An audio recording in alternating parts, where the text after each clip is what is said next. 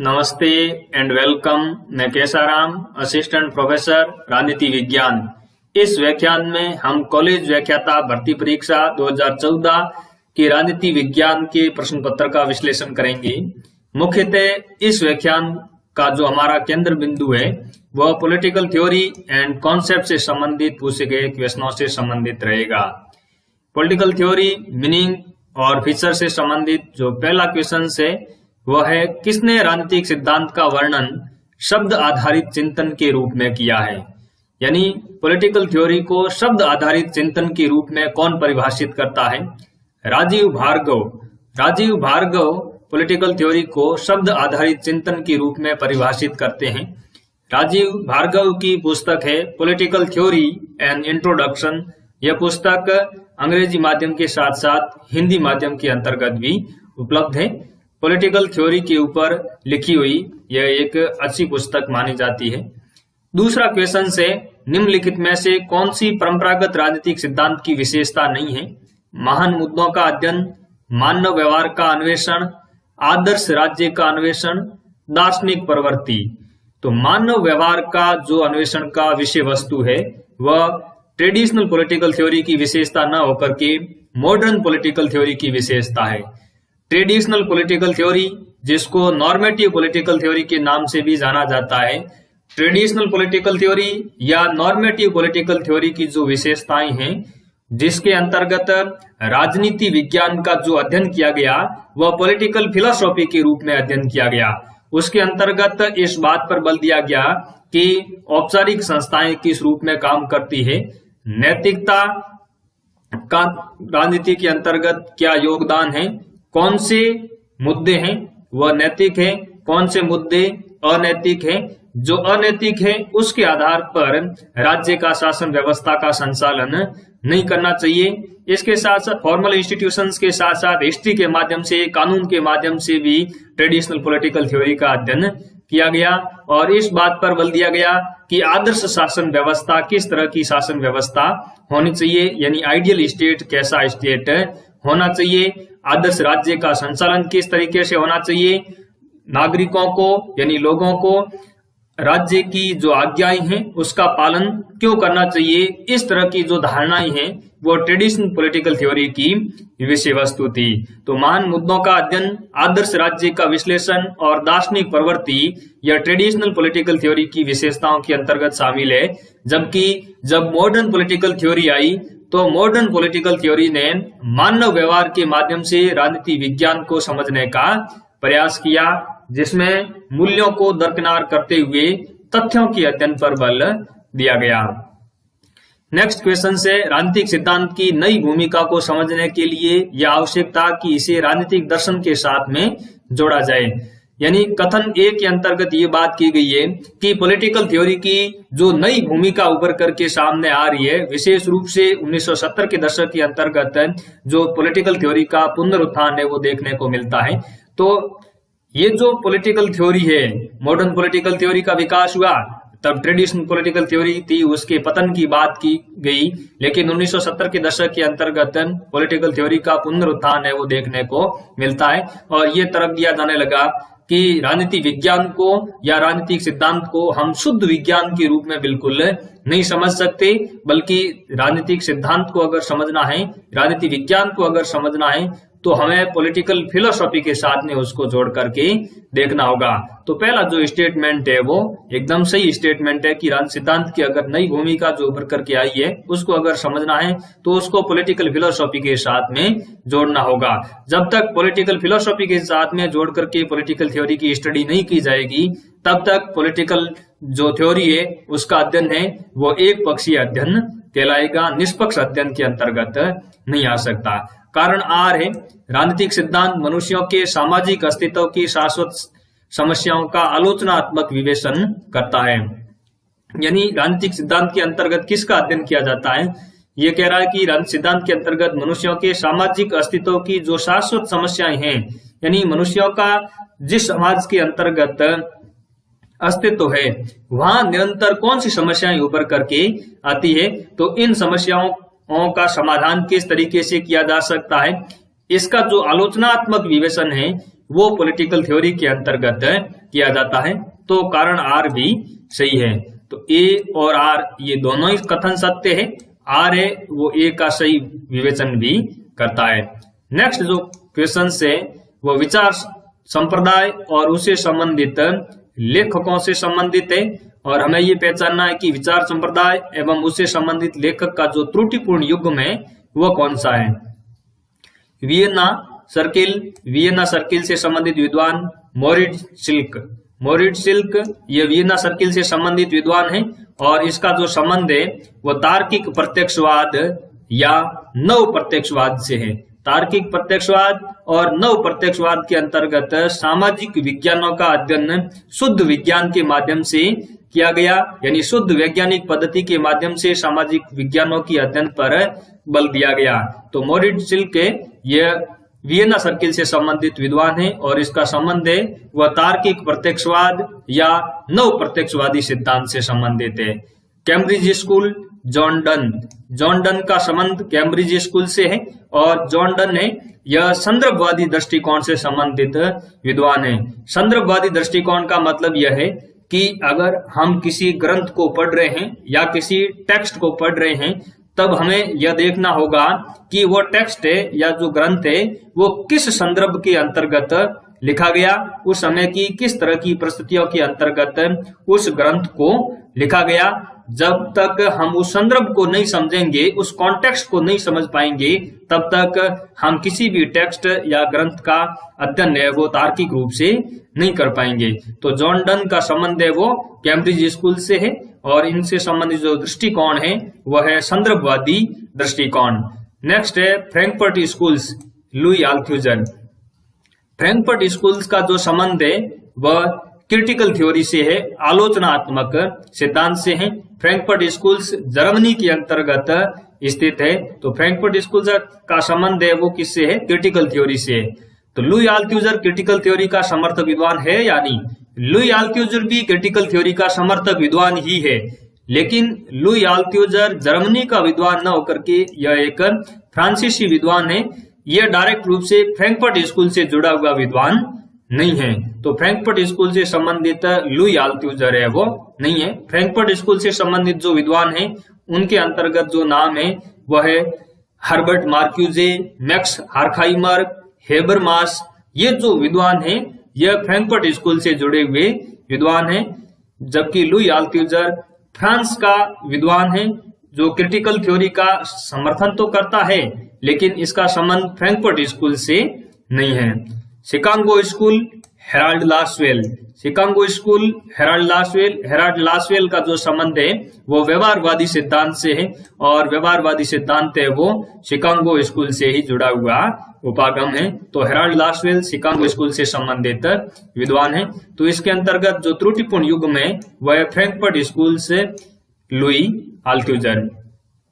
Next जो question है उसमें लिस्ट फर्स्ट और लिस्ट सेकंड दी हुई है। लिस्ट फर्स्ट के अंतर्गत कुछ उदाहरणाएं या टर्मिनोलॉजी दी गई है, शब्दावलियां दी गई है, और लिस्ट सेकंड के अंतर्गत उन टर्मिनोलॉजी या शब्दावली की व्याख्या की गई है। हमें यह देखना है कि किस शब्दावली की उपयुक्त व्याख्या या परिभाषा कौन सी है। फैक्ट्स या तथ्य, फैक्ट्स या तथ्य का जो अभिप्राय है वह है सूचना के अलग अंश, यानी फैक्ट्स हमें क्या दर्शाते हैं, फैक्ट हमें सूचना देते हैं। किसी भी विषय वस्तु या घटना के बारे में हम फैक्ट के माध्यम से सूचना है वो प्राप्त कर सकते हैं। तो फैक्ट्स क्या है, फैक्ट है वो सूचना के अलग अंश है। सिद्धांत क्या है, सिद्धांत जो होता है वो कारण और प्रभाव के मध्य संबंधों को समझाता है। किसके माध्यम से, जनरलाइजेशन के माध्यम से, सामान्यकरण के माध्यम से। तो सामान्यकरण या सामान्यकरणों का समुच्चय क्या कहलाता है, सिद्धांत कहलाता है। प्राकल्पना यानी हाइपोथेसिस, प्राकल्पना या हाइपोथेसिस का मतलब होता है किसी भी प्रश्न का तात्कालिक उत्तर देना। तो किसी भी घटना या कथन के बारे में जब हम पूर्व कथन करते हैं, टेंटेटिव आंसर देते हैं, यानी तात्कालिक जो आंसर दिया जाता है उसका मतलब क्या है, उसका मतलब है हाइपोथेसिस या प्रकल्पना, जब उस हाइपोथेसिस को टेस्ट कर लिया जाता है, उसका ऑब्जर्वेशन कर लिया जाता है और फिर जो फाइनल निष्कर्ष निकल करके हमारे सामने आता है, तब वो हाइपोथेसिस थ्योरी के अंतर्गत बदल जाती है। पद्धति का क्या अभिप्राय है? पद्धति का अभिप्राय है तथ्यों को प्राप्त करने का व्यवस्थित तरीका, यानी मेथड्स का अभिप्राय ये होता है कि हम किसी भी विषय वस्तु या घटना का जो अध्ययन है वो कैसे करें, यानी हमारा अध्ययन करने का तरीका क्या हो, हम तथ्यों को किस तरीके से व्यवस्थित रूप से प्राप्त कर सकते हैं। तो हम पॉलिटिकल साइंस के अंतर्गत अगर देखें तो विभिन्न प्रकार के मेथड प्रचलित है, जैसे फिलोसॉफिकल मेथड, दार्शनिक पद्धति। दार्शनिक पद्धति है वो फिलोसॉफी के माध्यम से नॉर्मेटिव तरीके से घटना या विषय वस्तु का अध्ययन करती है। दूसरी तरफ हम अगर साइंटिफिक मेथड्स को देखें, यानी वैज्ञानिक पद्धति को देखें, तो वो वैज्ञानिक तरीके से तथ्यों को एकत्रित करने का प्रयास करती है। इस तरीके से कई सारी पद्धतियां हैं वो पॉलिटिकल साइंस के अंतर्गत प्रचलित है। तो पद्धति से संबंधित युग्म है वो है तथ्यों को प्राप्त करने के व्यवस्थित तरीके। लास्ट है जो वो है फाइंडिंग यानी परिणाम। परिणाम का मतलब है तथ्यों के संबंधों के बारे में कथन, यानी जो अंतिम निष्कर्ष निकल करके आता है, पहले जब तथ्य एकत्रित कर लिए जाते हैं तो विभिन्न प्रकार के तथ्यों के मध्य क्या संबंध है, ये अंत में फाइंडिंग या परिणाम के रूप में किसी भी रिसर्च के अंतर्गत निकल करके आता है। तो तथ्यों के संबंधों के बारे में जो कथन है वो क्या कहलाता है? वो कहलाता है फाइंडिंग या परिणाम। नेक्स्ट क्वेश्चन से, परंपरागत राजनीतिक सिद्धांत के समर्थकों के रूप में से निम्नलिखित में से कौन सा युग्म सम्मिलित नहीं है? ये 4 ऑप्शन दिए हुए हैं और इन 4 ऑप्शन में से ये बताना है कि कौन सा ऑप्शन है वो ट्रेडिशनल पॉलिटिकल थ्योरी के समर्थक से संबंधित नहीं है। सीधी सी बात है, साल्स जो मैरियम है, साल्स मैरियम का संबंध मॉडर्न पॉलिटिकल थ्योरी यानी व्यवहारवादी उपागम से है। तो साल्स मैरियम का संबंध है वो ट्रेडिशनल पॉलिटिकल थ्योरी से नहीं है। तो ये जो चौथा स्टेटमेंट है वो गलत है, क्योंकि साल्स मैरियम का संबंध मॉडर्न पॉलिटिकल थ्योरी से है, न कि ट्रेडिशनल या नॉर्मेटिव पॉलिटिकल थ्योरी से। हन्ना ओरेंट परंपरागत राजनीतिक सिद्धांत के समर्थक है और हन्ना ओरेंट ने विचारधारा और राजनीतिक सिद्धांत के मध्य की जो असंगति है उसके बीच में अंतर को समझाने का प्रयास किया। माइकल ऑक्सफोर्ड ने अनुभव का दार्शनिक तरीके से विश्लेषण किया। जॉर्ज सेबाइन हिस्टोरिकल मेथड्स का समर्थक विद्वान है। जॉर्ज सेबाइन ऐतिहासिक अध्ययन को उचित उपागम के रूप में मानता है, यानी जॉर्ज सेबाइन हिस्टोरिकल मेथड का ही समर्थक विद्वान है। तो हन्ना ओरेंट, माइकल ऑक्सफोर्ड और जॉर्ज सेबाइन ये तीनों ही विद्वान है ट्रेडिशनल पॉलिटिकल थ्योरी या नॉर्मेटिव पॉलिटिकल थ्योरी के समर्थक विद्वान है, जबकि साल्स मैरियम है यह मॉडर्न पॉलिटिकल थ्योरी के समर्थक विद्वान है। नेक्स्ट जो क्वेश्चन है वो है decline and resurgence of political theory, राजनीतिक सिद्धांत का उत्थान और पतन। इससे संबंधित जो क्वेश्चन है वह है अल्फ्रेड कोबान के अनुसार राजनीतिक सिद्धांत का पतन का परिणाम था। यानी क्वेश्चन पूछा गया है कि अल्फ्रेड कोबान के अनुसार पॉलिटिकल थ्योरी के पतन का क्या वजह थी, किस वजह से पॉलिटिकल थ्योरी है वो डिक्लाइन हुई। तो अल्फ्रेड कोबान ने 1953 के अंतर्गत एक आर्टिकल लिखा, the decline of political theory. इस आर्टिकल के अंतर्गत अल्फ्रेड कोबान ये बताते हैं कि जो ट्रेडिशनल पॉलिटिकल थ्योरी या नॉर्मेटिव पॉलिटिकल थ्योरी है उसकी अब न तो पूंजीवादी और न ही साम्यवादी व्यवस्था के अंतर्गत कोई भूमिका रह गई है, क्योंकि पूंजीवादी व्यवस्था और साम्यवादी ये जो व्यवस्थाएं हैं इन दोनों व्यवस्थाओं के अंतर्गत राजनीतिक सिद्धांत का जो विश्लेषण है वो संकीर्ण तरीके से विश्लेषण किया गया है। इसलिए अब इन दोनों ही समाजों, न तो पूंजीवादी समाज के अंतर्गत पॉलिटिकल थ्योरी की कोई भूमिका रह गई है और न ही साम्यवादी व्यवस्था के अंतर्गत पॉलिटिकल थ्योरी की कोई भूमिका रह गई है।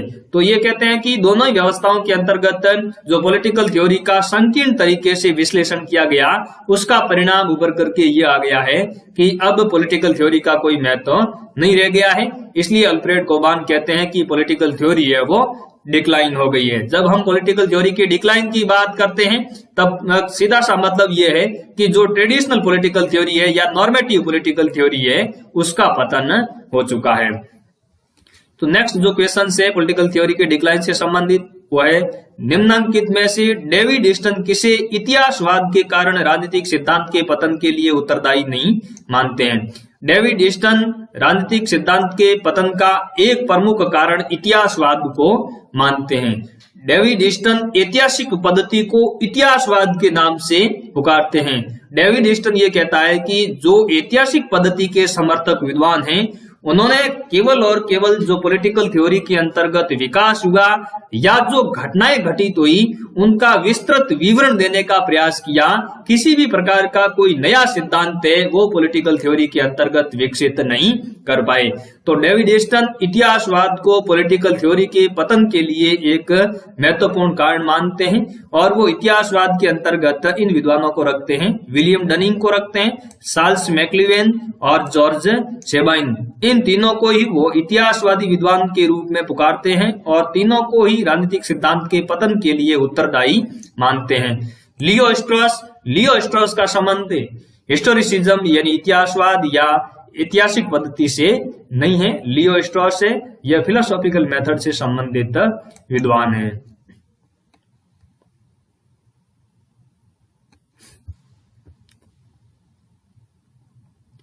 नेक्स्ट क्वेश्चन, व्यवहारवाद द्वारा लगाए जा रहे राजनीतिक सिद्धांत के पतन के आरोप का प्रत्युत्तर देने से संबंधित नहीं है। यानी क्वेश्चन पूछा गया है कि व्यवहारवाद ने जो पॉलिटिकल थ्योरी के डिक्लाइन की बात की उसका उत्तर देने वाले विद्वानों के अंतर्गत कौन से विद्वान है। कहने का अभिप्राय ये हो गया कि जब व्यवहारवादी विद्वानों ने पॉलिटिकल थ्योरी के पतन की बात की तब किन विद्वानों ने पॉलिटिकल थ्योरी के पुनरुत्थान की बात की। तो एरिक वोगेलिन ने भी पॉलिटिकल थ्योरी के पुनरुत्थान की बात की। माइकल ऑक्सफोर्ड ये भी पॉलिटिकल थ्योरी के पुनरुत्थान की बात करने वाले विद्वानों में है।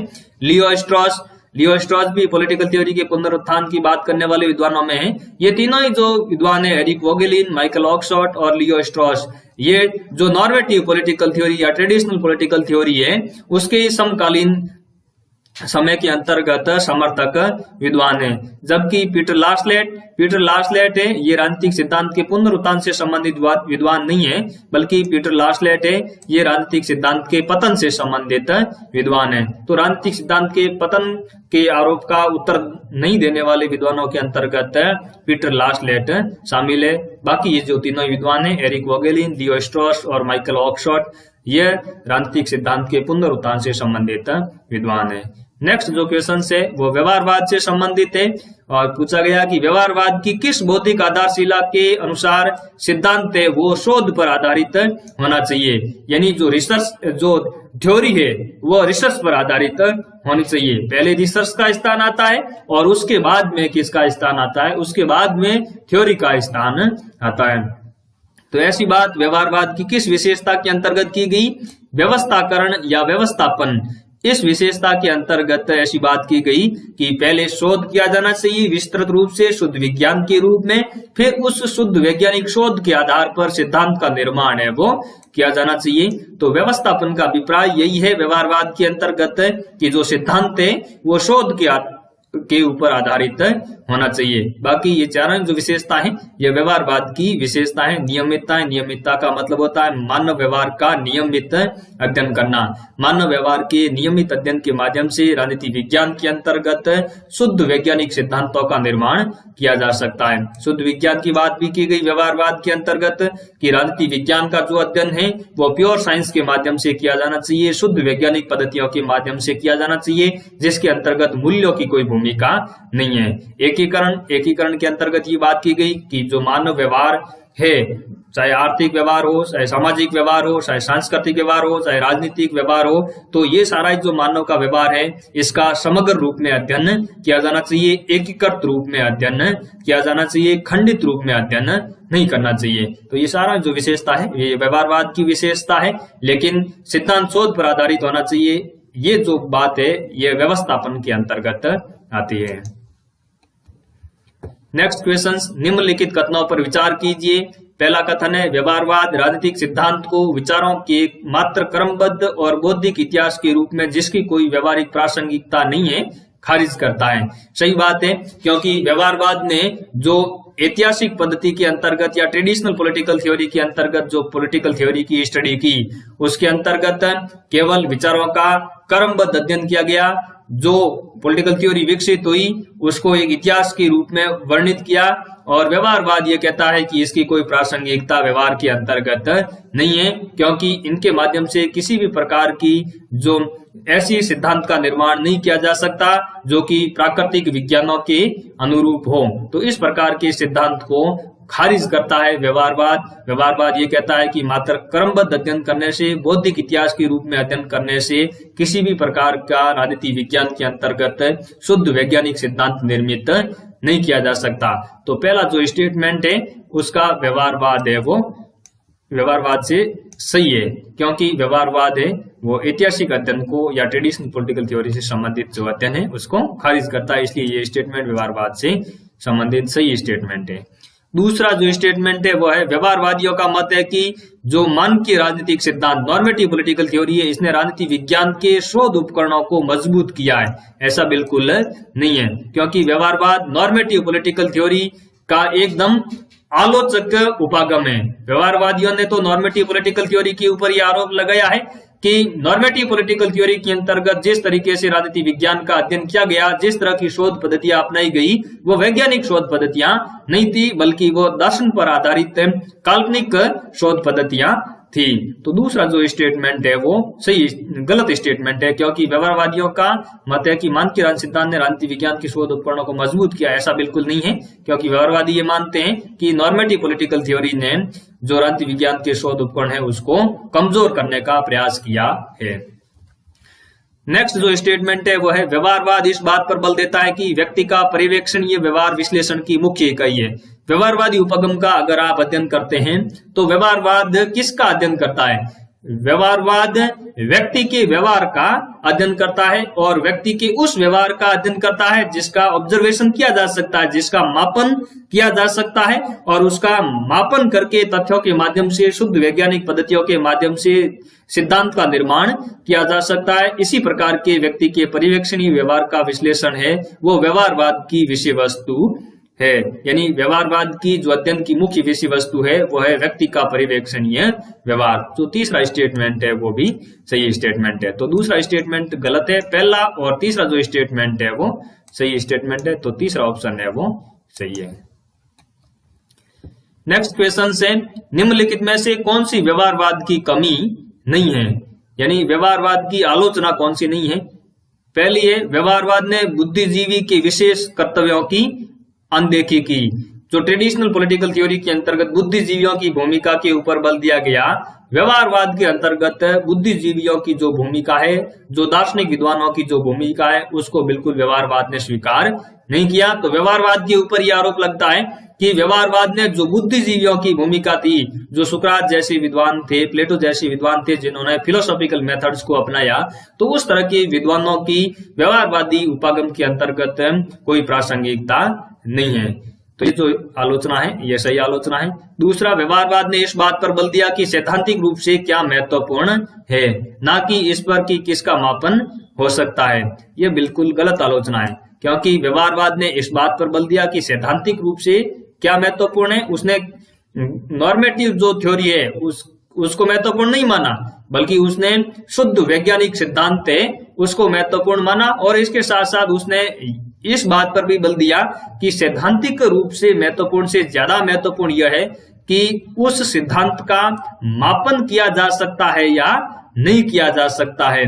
तो मापन के ऊपर विशेष रूप से व्यवहारवाद ने बल दिया। तो इसलिए दूसरी आलोचना है, यह प्रासंगिक आलोचना नहीं है, क्योंकि इसमें तो यह कहा गया कि व्यवहारवाद ने इसी बात पर बल दिया कि सैद्धांतिक रूप से क्या महत्वपूर्ण है, ना कि इस पर कि किसका मापन हो सकता है। जबकि व्यवहारवाद ने मापन के ऊपर तो सबसे ज्यादा बल दिया। उसने ये बात की कि केवल उन्हीं तथ्यों को एकत्रित करना चाहिए, व्यक्ति के उसी व्यवहार का अध्ययन किया जाना चाहिए जिसका मापन किया जा सके। जिसका मापन नहीं किया जा सके उसको पॉलिटिकल थ्योरी के अंतर्गत अपनाया ही नहीं जाना चाहिए।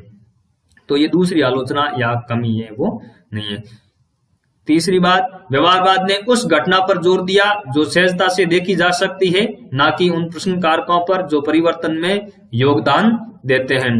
बिल्कुल व्यवहारवाद ने केवल उसी घटनाओं या उसी विषय वस्तु के ऊपर बल दिया जो कि देखी जा सकती है, जैसे तथ्य। अनुभव मूलक अध्ययन किया इन्होंने कहा कि जिस विषय वस्तु का हम नाक, कान, आंख, जीवा और त्वचा इनके माध्यम से अनुभव कर सकते हैं, जिनको देख सकते हैं, उसी को ही अध्ययन की विषय वस्तु के अंतर्गत स्वीकार करना चाहिए। और जो काल्पनिक कारक है, जो नॉर्म्स की बात करते हैं, जो वैल्यूज है, क्योंकि नॉर्म्स और वैल्यू को तो देखा नहीं जा सकता, तो नॉर्म्स और वैल्यू को ये स्वीकार नहीं करते हैं। तो ये व्यवहारवाद की एक आलोचना है कि व्यवहारवादियों ने तो केवल उसी घटना या विषय वस्तु को अपनी विषय वस्तु या अध्ययन के अंतर्गत शामिल किया जिसको हम केवल अनुभव कर सकते हैं, जिसको देख सकते हैं, और जिनको देख नहीं सकते उनको तो इन्होंने अपनी विषय वस्तु के अंतर्गत शामिल ही नहीं किया, जैसे कि मूल्य। जबकि मूल्यों की भी समाज के अंतर्गत एक महत्वपूर्ण भूमिका होती है। तो यह भी व्यवहारवाद के ऊपर एक आरोप लगता है। व्यवहारवाद उन मूल्य संबंधी चिंताओं से नहीं जुड़ सका जो अच्छे समाज की प्रकृति का वर्णन करते हैं। बिल्कुल, व्यवहारवाद ने तो मूल्यों को एकदम से नकार दिया, व्यवहारवाद ने तो केवल और केवल तथ्यों की ही बात की। तो ये मूल्य संबंधी उन चिंताओं से जुड़ ही नहीं सका जो गुड सोसाइटी की जो प्रकृति है उसका वर्णन करते हैं। तो ये भी व्यवहारवाद की एक आलोचना है। तो दूसरी आलोचना व्यवहारवाद की आलोचना नहीं है, बाकी ये जो तीनों आलोचना है ये व्यवहारवाद की आलोचनाएं हैं। नेक्स्ट, उत्तर व्यवहारवाद से संबंधित क्वेश्चंस। निम्नलिखित में से उत्तर व्यवहारवाद से संबंधित सही कथन नहीं है। पहला, यह अनुप्रयुक्त ज्ञान अप्लाइड नॉलेज पर बल देता है। बिल्कुल सत्य बात है, क्योंकि व्यवहारवाद के अंतर्गत तो किसकी बात की गई? प्योर नॉलेज की बात की गई, शुद्ध ज्ञान की बात की गई, और ये कहा गया कि ज्ञान किसके लिए? ज्ञान है वो ज्ञान के लिए। तो शुद्ध ज्ञान, शुद्ध विज्ञान की बात है वो व्यवहारवाद के अंतर्गत की गई। जबकि उत्तर व्यवहारवाद ने जब व्यवहारवाद के अंतर्गत संशोधन किया तो उसने प्योर नॉलेज की बजाय अप्लाइड नॉलेज पर बल दिया कि अप्लाइड नॉलेज का मतलब यह है कि ऐसा ज्ञान जिसको व्यवहार के अंतर्गत समाज में लागू किया जा सके। दूसरा जो स्टेटमेंट है वह इसमें समष्टि विश्लेषण, मैक्रो लेवल एनालिसिस पर ध्यान दिया जाता है। एक होता है माइक्रो लेवल एनालिसिस और दूसरा होता है macro level analysis. Micro level analysis के अंतर्गत तो विश्लेषण की छोटी से छोटी इकाई को ध्यान में रखा जाता है। जैसे व्यवहारवाद को अगर हम देखें तो व्यवहारवाद कैसा विश्लेषण है? व्यवहारवाद है वो माइक्रो लेवल विश्लेषण है, यानी व्यवहारवाद ने अध्ययन की जो विषय वस्तु अपनाई वह व्यक्ति को अपनाई, और समाज की सबसे छोटी से छोटी इकाई क्या है? समाज की सबसे छोटी से छोटी जो इकाई है वो है व्यक्ति। तो व्यवहारवाद जो है वो है माइक्रो लेवल एनालिसिस, जबकि पोस्ट बिहेवियरलिज्म उत्तर व्यवहारवाद के अंतर्गत व्यक्ति के बजाय समाज को अध्ययन की विषय वस्तु के रूप में स्वीकार किया गया। तो यह मैक्रो लेवल एनालिसिस यानी बड़े पैमाने पर पोस्ट बिहेवियरलिज्म का अध्ययन किया गया, जिसमें विश्लेषण की जो इकाई है वह क्या है? समाज है, यानी सोसाइटी है। तीसरा, यह निर्णय के सार तत्व का विश्लेषण करता है। यह भी बिल्कुल सही बात है। केवल और केवल ये थ्योरी बिल्डिंग के ऊपर जोर नहीं देता या डिसीजन निर्माण के ऊपर बल नहीं देता, बल्कि इस बात का भी यह अध्ययन करता है कि जो निर्णय लिया गया उसका सारांश क्या है, उसका कंटेंट क्या है, वो समाज के लिए उपयोगी है या नहीं है, उसकी प्रासंगिकता है वो समाज के लिए क्या है, उस निर्णय की समाज के लिए अगर प्रासंगिकता है, वो समाज के लिए उपयोगी है, तो उसको पोस्ट बिहेवियरलिज्म स्वीकार करता है। अगर वो समाज के लिए उपयोगी नहीं है, प्रासंगिक नहीं है, तो पोस्ट बिहेवियरलिज्म है उसको स्वीकार नहीं करता है। तो ये निर्णय के सार तत्व का विश्लेषण करता है, बिल्कुल सही बात है। चौथा कथन है यह यथास्थितिवाद का समर्थक है। बिल्कुल नहीं है। यथास्थितिवाद का समर्थक व्यवहारवाद है। व्यवहारवाद केवल और केवल तथ्यों के माध्यम से, शुद्ध विज्ञान के माध्यम से यह समझाने का प्रयास करता है कि ऐसा है तो ऐसा क्यों है, तो वो कारण और प्रभाव के मध्य संबंधों को समझाने का प्रयास करता है। केवल और केवल यथास्थिति का विश्लेषण करता है, जबकि उत्तर व्यवहारवाद है वो यथास्थितिवाद का समर्थक न होकर के यह परिवर्तन का समर्थक है कि समाज के अंतर्गत परिवर्तन किस तरीके से लाया जा सकता है। तो उत्तर व्यवहारवाद यथास्थितिवाद के बजाय परिवर्तन का समर्थन करता है। तो स्वतः जो स्टेटमेंट है यथास्थितिवाद का समर्थक है, यह उत्तर व्यवहारवाद से मेल नहीं खाता, बल्कि यह व्यवहारवाद से संबंधित मेल खाता है। नेक्स्ट जो क्वेश्चन है वह है डेविड स्टर्न का इनपुट आउटपुट मॉडल, जिसको डेविड स्टर्न का सिस्टम अप्रोच यानी व्यवस्था उपगम के नाम से भी जाना जाता है। क्वेश्चन से डेविड स्टर्न के निवेश निर्गत प्रतिरूप यानी इनपुट आउटपुट मॉडल से संबंधित त्रुटिपूर्ण कथन को पहचानिए। 4 स्टेटमेंट दिए गए हैं और आपको ये पहचानना है कि इनमें से त्रुटिपूर्ण स्टेटमेंट कौन सा है, गलत कौन सा है। तो पहला जो स्टेटमेंट है ये बात करता है कि डेविड स्टर्न का जो इनपुट आउटपुट मॉडल है यह साम्यावस्था इक्विलिब्रियम को स्थापित करने की ओर लक्षित है। बिल्कुल ऐसा नहीं है।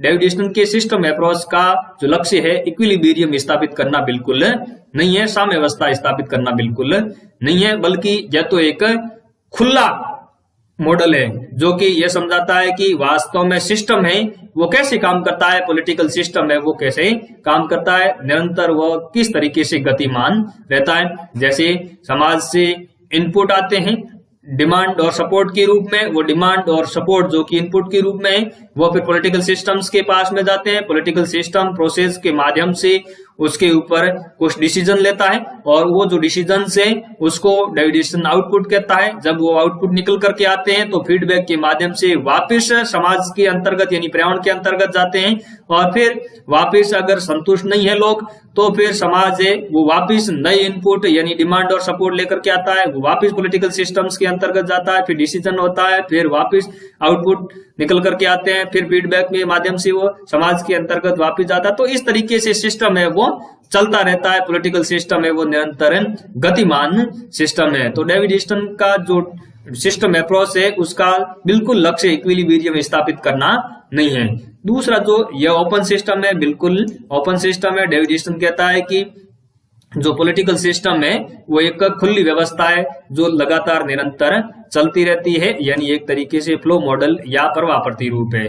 तीसरा यह समाज की उपव्यवस्था है, यानी डेविड स्टर्न जो पॉलिटिकल सिस्टम या सिस्टम अप्रोच है उसको सामाजिक व्यवस्था की ही एक उप व्यवस्था के रूप में स्वीकार करता है। ये कहता है कि सामाजिक व्यवस्था के अंतर्गत अनेक तरह की उप व्यवस्थाएं होती है, आर्थिक व्यवस्था, सांस्कृतिक व्यवस्था, राजनीतिक व्यवस्था। तो सामाजिक व्यवस्था की एक उप व्यवस्था के रूप में ही राजनीतिक व्यवस्था है जिसको पॉलिटिकल सिस्टम या इनपुट आउटपुट मॉडल के रूप में जाना जाता है। तो यह साम्य व्यवस्था इक्विलिब्रियम स्थापित करने की ओर लक्षित है। यह कथन है वो डेविड स्टर्न के इनपुट आउटपुट मॉडल से संबंधित नहीं है। नेक्स्ट क्वेश्चन से structural functional model. Structural functional model है वो आमंड और पावेल के द्वारा राजनीति विज्ञान के अंतर्गत प्रतिपादित किया गया है और इसमें क्वेश्चन पूछा गया है कि निम्नलिखित में से कौन सी संरचनात्मक प्रकार्यवाद की प्रामाणिक आलोचना नहीं है। यानी 4 आलोचनाएं दी गई है स्ट्रक्चरल फंक्शनल मॉडल की और आपको ये पहचानना है कि कौन सी आलोचना है वह स्ट्रक्चरल फंक्शनल मॉडल की या अप्रोच की प्रामाणिक आलोचना नहीं है। यह मुख्य रूप से व्यवस्था के अनुरक्षण से संबंधित है। बिल्कुल सही बात है कि स्ट्रक्चरल फंक्शनल मॉडल तो यही समझाता है कि किस तरीके से स्ट्रक्चर है वो अपने कार्य संपादित करते हैं, कौन सी संरचनाएं हैं वो कौन से अपने निश्चित कार्यों का संपादन करती है। तो यह एक तरीके से यथास्थिति का ही समर्थक है वो देखने को मिलता है और व्यवस्था को किस तरीके से बनाए रखा जा सकता है या व्यवस्थाएं किस तरीके से काम करती है इसका अध्ययन स्ट्रक्चरल फंक्शनल अप्रोच के अंतर्गत किया जाता है। दूसरा वैचारिक रूप से रूढ़िवाद की ओर झुका हुआ है क्योंकि स्ट्रक्चरल फंक्शनल मॉडल है जो आमंड और पावेल के द्वारा प्रतिपादित किया गया। इसमें विशेष रूप से अमेरिका की जो राजनीतिक व्यवस्था है उसको आधार बना करके ही विकासशील देशों की जो राजनीति है उसका अध्ययन करने का प्रयास आमंड और पावेल के द्वारा किया गया। तो यह किस तरीके की व्यवस्था को आधार बनाता है, अमेरिका की राजनीतिक व्यवस्था को आधार बना करके और विकासशील देशों की जो राजनीति है उसका अध्ययन करने का प्रयास करता है। तो ये एक तरीके से रूढ़िवादी सिद्धांत हो गया क्योंकि यह अमेरिका जैसे पाश्चात्य देशों की जो पॉलिटिकल कल्चर है उनसे संबंधित है, उसकी ओर झुकाव रखता है।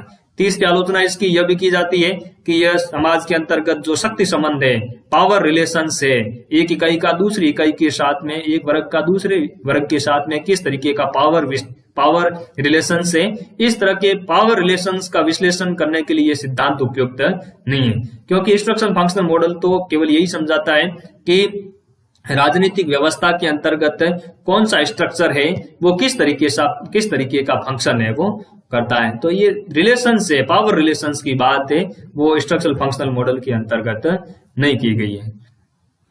तो यह भी इसकी एक आलोचना है। चौथी जो आलोचना है, यह सिद्धांत पाश्चात्य पूंजीवादी व्यवस्था को विकासशील विश्व के लिए उपयुक्त बताता है। हालांकि यह अमेरिका की जो राजनीतिक व्यवस्था है उसको आधार बना करके विकासशील देशों की राजनीति का अध्ययन तो करता है, लेकिन इसने पूंजीवाद या समाजवाद जैसी कोई बात नहीं की। पूंजीवादी व्यवस्था को इसने विकासशील विश्व के लिए उपयुक्त नहीं बताया। ऐसी कोई बात स्ट्रक्चरल फंक्शनल मॉडल के अंतर्गत देखने को नहीं मिलती। तो पूंजीवाद या समाजवाद जैसी बात है वो स्ट्रक्चरल फंक्शनल अप्रोच के अंतर्गत देखने को नहीं मिलती। इसलिए जो चौथी आलोचना है, यह सिद्धांत पाश्चात्य पूंजीवादी व्यवस्था को विकासशील विश्व के लिए उपयुक्त बताता है, तो यह आलोचना स्ट्रक्चरल फंक्शनल अप्रोच की प्रामाणिक आलोचनाओं के अंतर्गत समाहित नहीं हो पाती। तो इस व्याख्यान के अंतर्गत हमने पॉलिटिकल थ्योरी और कॉन्सेप्ट से संबंधित इन 15 क्वेश्चनों का विश्लेषण करने का प्रयास किया। उम्मीद करता हूं कि आपको ये क्वेश्चंस और कुछ तरीके के कॉन्सेप्ट है वो समझ में आए होंगे। मिलते हैं नेक्स्ट व्याख्यान के अंतर्गत। धन्यवाद।